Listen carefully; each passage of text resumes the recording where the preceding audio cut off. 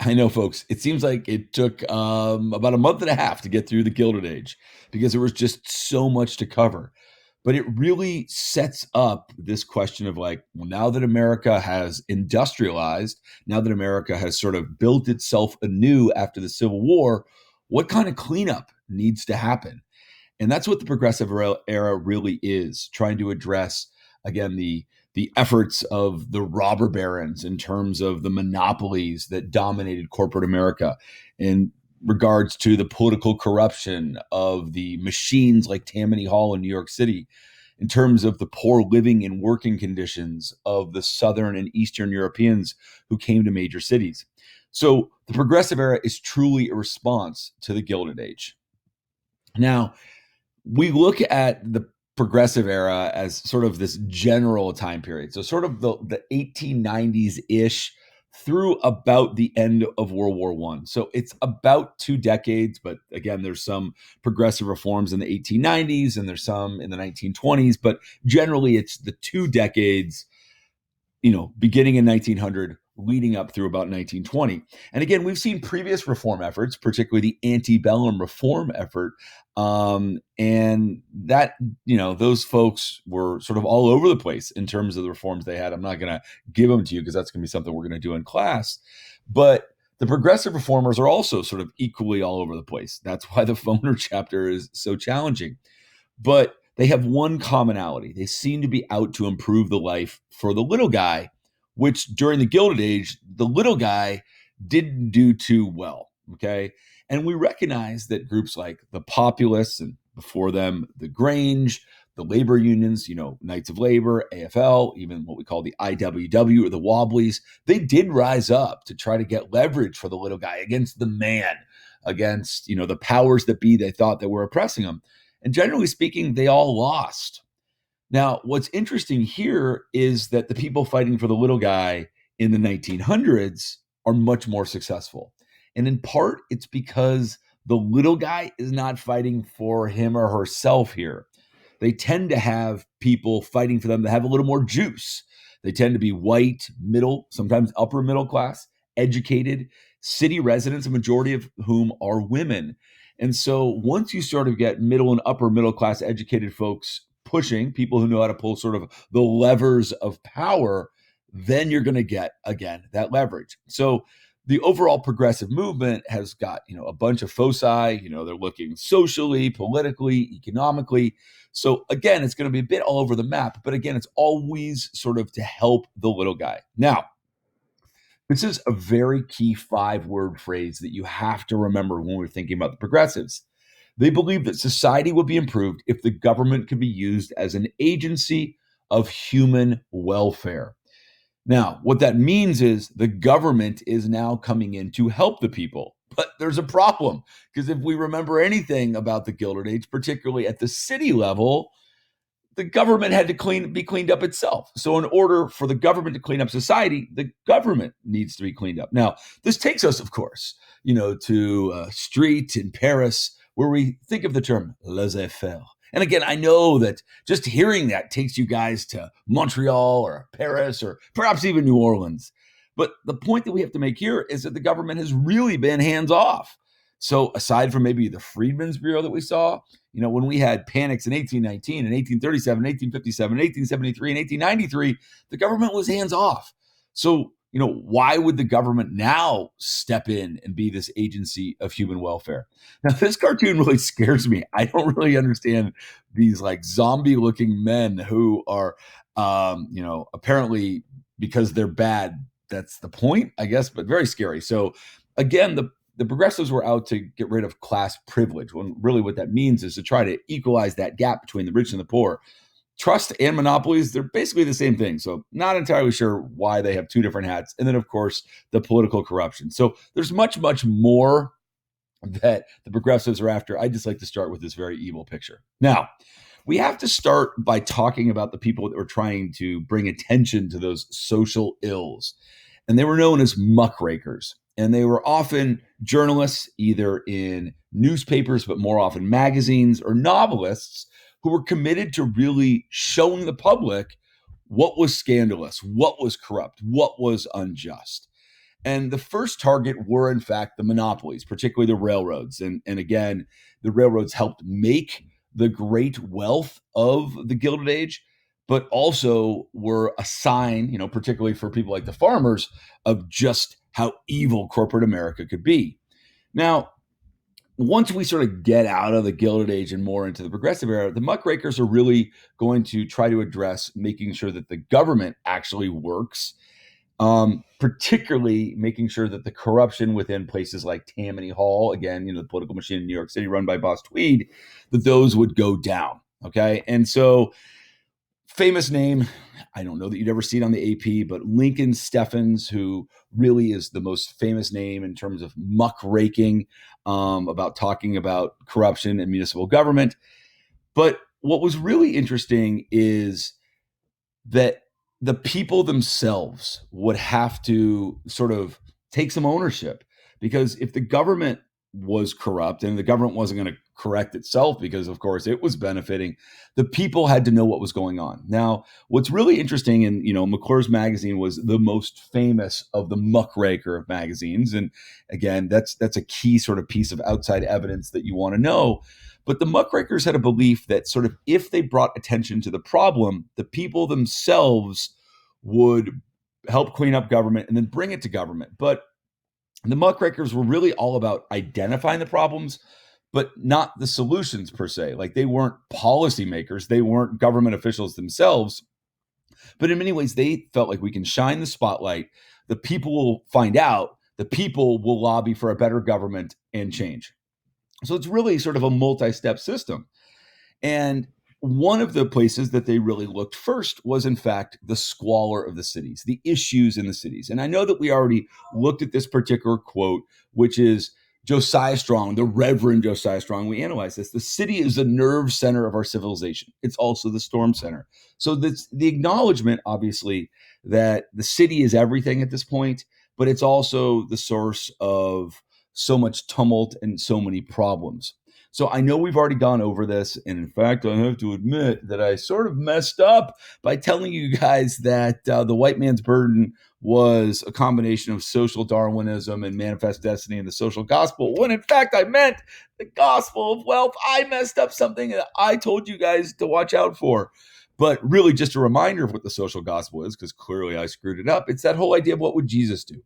So while everything seems to be going wrong for the little guy in the city, people that were involved in the social gospel are making sure that the poor people are really ministered to, not just in terms of religion, but that they might have a place, to eat. And so guys like Washington Gladden and Walter Rauschenbusch are really sort of the first that are on the ground, in the city, to make sure that poor people are not being left behind. So when we think of the social gospel, it's very much an anti-social Darwin idea, because remember, social Darwin, or social Darwinism, pardon me, was very much, like, let the poor be. It's unnatural to help them. They're there because they're not fit enough to be at the top. But the Progressive Era is really anti-social Darwinist. Whereas the Gilded Age was sort of like, let them suffer because, again, they're not fit. The Progressive Era was very different. So we replaced people like William Graham Sumner, the most famous sort of social Darwinist philosopher, with someone like Jane Addams, who we're going to talk about and we're going to watch a video of in just a second. But the progressive response was, listen, people are not inherently bad. Like the ignorance and the poverty and criminality, that's not because it's in their genes, okay? And it's also not because it has anything to do with God. They result from the environment. So whereas it's very much a nature or nurture argument, the progressives are like, it's absolutely nurture. It's your environment, not the nature of you, okay? And so when we think about it, they said, if in fact the environment is the problem, we need to improve the conditions in which people, particularly these Southern and Eastern European people, live.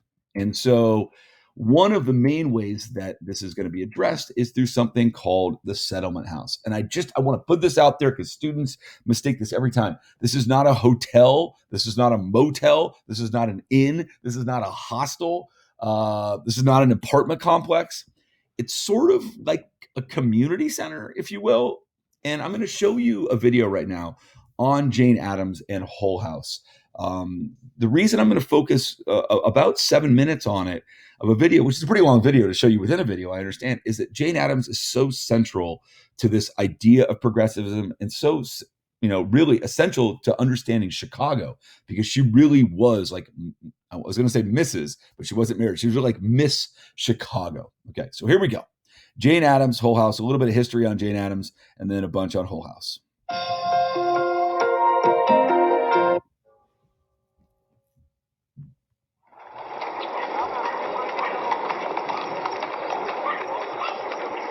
On September 18th, 1889, an aristocratic young woman moved into a house in the near West Side, the neighborhood of Johnny Powers, Prince of the Boodlers, to see if she could help. The work she did would make Jane Addams the most famous woman in America, the most famous woman in the world after Queen Victoria. The press would call her Saint Jane.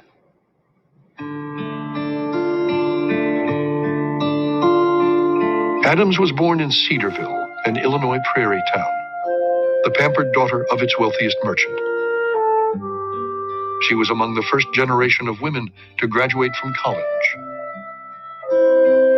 She graduated with energy and enthusiasm and nowhere to expend it. As a young single woman at the time, she was expected to either marry or stay home and become everyone's favorite aunt and take care of the family. And she wanted more from her life. She took 2 grand tours of Europe, and when she tired of the galleries, she wandered into Whitechapel, a slum in London's East End. There, she found her calling. She goes through an epiphanal experience, a slap in the face. She writes something like, there were these prostitutes of Whitechapel. This is Jack the Ripper time, right? And these 12-year-old, 13-year-old prostitutes. And she says, there but for the grace of God go I. Those people look like little Janie. So why is, back home we're saying, well, that's those people who do that, those people from Eastern Europe, Southern Europe, black people. But here's a white Anglo-Saxon Protestant prostitute. That could be Jane Addams. So what's the difference between me and that girl? Jane Addams visited Toynbee Hall in the East End, the world's first settlement house established by Oxford graduates. To break down class barriers, they taught art and literature to the poor. In Chicago, she bought the rundown mansion of Charles Hull, now surrounded by a sea of immigrants in the city's worst neighborhood. At age 29, Jane Addams established Hull House, her own settlement house in the near West Side. She recruited about 20 upper-class white women and moved in. She decided to move into the community because she'd learned from the boys at Toynbee Hall that the only way to understand poverty was to live the life of poverty, was to move into it.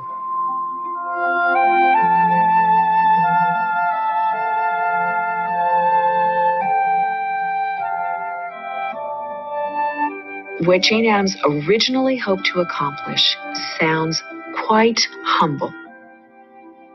It was a desire to create mutual social relations between the working class and the steward class, or the more blessed members of society. Her belief was that democracy is enhanced if every member of the democracy understands the point of view of other members of the democracy. She began by offering her poor neighbors, as Toynbee Hall had, upper-class culture, including classes in Shakespeare. Now imagine this, Shakespeare in the West Side, in the middle of the West Side. These people are poor. They don't necessarily know where their next meal's coming from. But the crazy lady who opened what looked to be a whorehouse, but it's really something called the Southern House, wants them to sit around and have tea and discuss somebody named Shakespeare. I would have loved to have been there for that first meeting of the Shakespeare Club at Hull House. She was attracting a working class population of what I might call strivers who aspired to middle class status. And they did attend these classes because that was an avenue of survival. And very popular English classes were taught at Hull House. People were not conscripted to take those classes. People were grateful for an opportunity to have somebody teach them English for free, and in a setting in which they were going to be treated with dignity.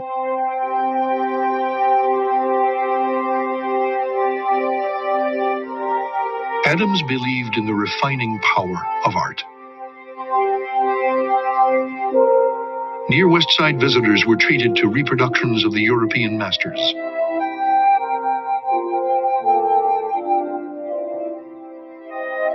She soon learned her neighbors had more basic needs. We were ready to perform the humblest neighborhood services, she later wrote. We were asked to wash the newborn babies and to prepare the dead for burial, to nurse the sick and to mind the children.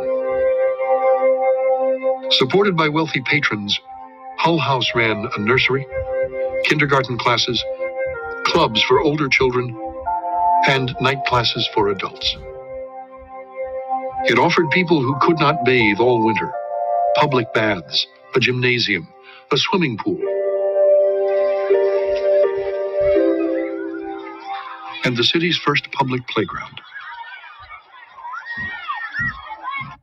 So it's really important to understand what Jane Addams was able to do with this, Hull House, which is part of a bigger settlement house movement in America that had really started in England at the Jack the Ripper time at a place called Toynbee Hall, which was run by men, whereas Hull House was really run by women.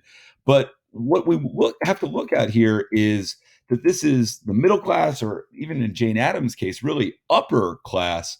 Oftentimes women who were educated, who didn't have a husband, couldn't really have a career.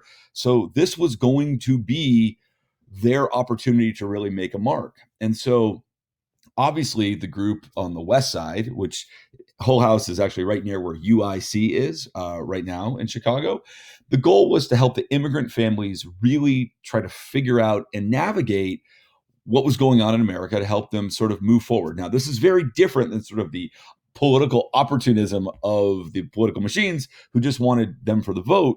No, the Hull House folks were very much, how can we help you get to a better place in life here? Now, it wasn't sort of entirely magnanimous. There was this belief that, people that had sort of established themselves or had been here for a while had a responsibility to help immigrants. So again, it's got that, a little bit of gospel of wealth, like we know what's best, but it's not as much as, like Carnegie, like we're just going to decide for you. So obviously at first you see like Jane Addams is all about like Shakespeare and art, and the residents who live around there are like, yeah, that's great, but like we need more basic services like daycare and, funeral arrangements and even a playground. Okay. But this is a really important step for women, particularly again, for educated women, because it was tricky. Like, remember, a woman's place was quote unquote supposed to be in the home. Remember, this is the way that it was back in the, the 1800s and the early 1900s, and obviously even before that.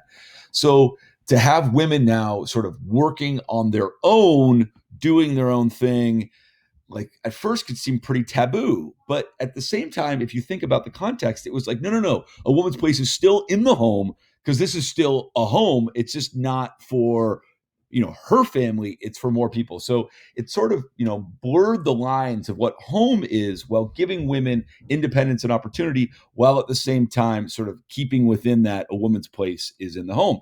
And in fact, it's really going to create a new profession that women become part of, and that's social work. And the Jane Addams, School of Social Work at UIC was for a long time really one of the most famous in the country. Now, I've talked about this before, and we're going to talk about this in class, but you have Jacob Riis, who in the 1890s, this Danish photographer, novelist, who's writing, quote, How the Other Half Lives. So whereas Jane Addams is living, in the West Side, in poverty, you have Jacob Riis writing about it, taking pictures in New York City. Both are doing, yeoman's work to sort of get attention out there. But Reese is not actually living the life. He's just taking pictures of the life. Now, it is important to understand that Jacob Riis was doing something that would attract people to really help the settlement houses, because, Jacob Riis is down in the slums of New York taking pictures of just, how wretched people's lives are. And it is important to note that people definitely accuse Jacob Riis, probably rightly, of posing a lot of these pictures. So, did you have, three boys just happen to be asleep, on a grate like this? Or did, Jacob Riis sort of manipulate it? No, move over so you look even more wretched. And again, whether they were posed or not, the effect was to sort of get the word out to those people that didn't know how bad it was in the city. And in fact, many wealthy patrons supported Hull House and other settlement houses, or settlement houses in New York as well, specifically because of the quote unquote sort of propaganda that muckrakers like Jacob Riis were putting out there.